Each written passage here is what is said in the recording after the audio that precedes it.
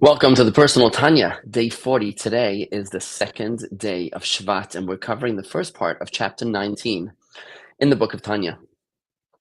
Today's topic is flow states. A flow state is that which you do, which you enjoy so much that you just lose track of time. You could do it for hours on end and not even notice the time fly by, because this is your purest core. It's who you are at your deepest essence. Wouldn't it be lovely if we knew what our flow states are? And some people do know what their flow states are, whether it's reading or teaching or speaking or volunteering. There's all sorts of different flow states. And if you knew what they are, you'd be well on the way to being able to become more happy. And today's Tanya really gives us a profound insight into our flow state from the wisdom of King Solomon in Proverbs chapter 20, where King Solomon gives us a life-changing verse where he compares our soul, our godly soul, to a candle.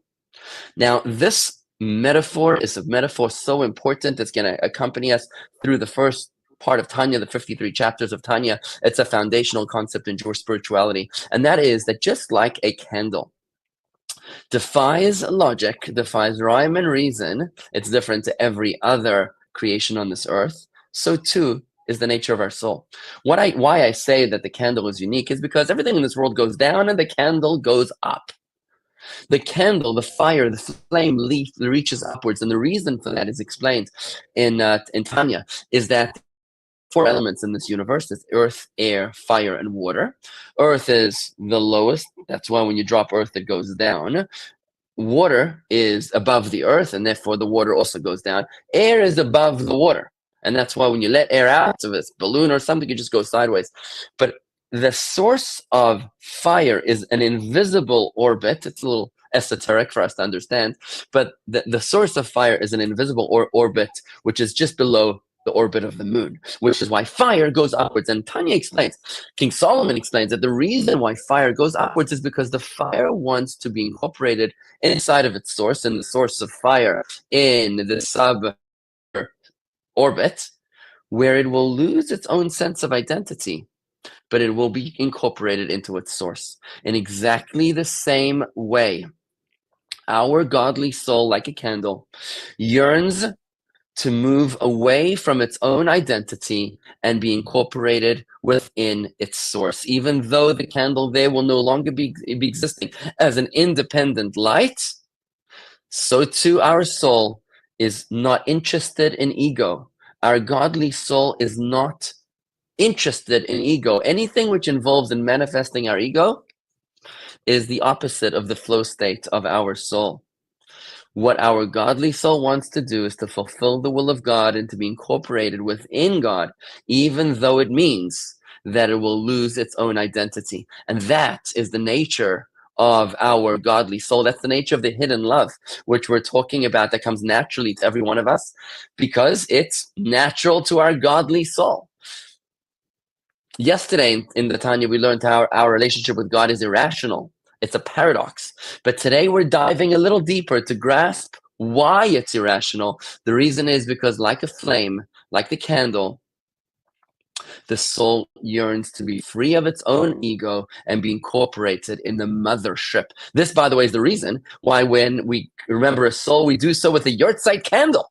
What's a candle got to do with a soul if not for this particularly unique and inspiring meditation? Interestingly, someone once said that the word ego in English is an acronym for edging God out. Edging God out is ego, because where there is ego, there is no God. Where there is God, there is no ego. And what this really does for us is that it reframes the battlefield between the godly soul and the animal soul within us. It's no longer a war between good and bad. We can now understand that since the desire of the godly soul is to be selfless and altruistic, and the desire of the animal soul, as we learned in chapter 6, is to be selfish, ego. This is really the battle between selfish and selfless, not good and bad. Or to put it in Freudian terms, it's the battle between the id and the yid, the Jew within us. Now, admittedly, this is irrational.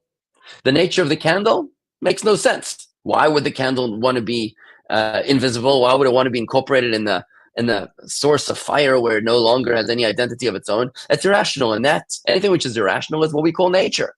Why do birds eat worms? Why does water flow down? Why does hot air rise? We don't know. We just call it nature. And so too, the nature of fire is to rise. And the nature of the soul is to be incorporated within God as it loses its own unique identity. The nature of the soul, the flow state of your soul, is to be humble, to be transparent, and not to manifest its ego. Anything which expresses your ego is going to be the opposite of a flow state.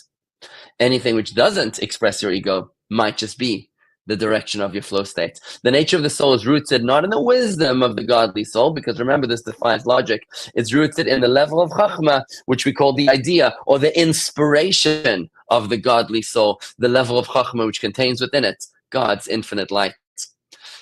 But if this love is so powerful that defies rhyme and reason, then why is it hidden? That is the topic of tomorrow's Tanya. But for today, that's a wrap. Let's try to apply. You can do this.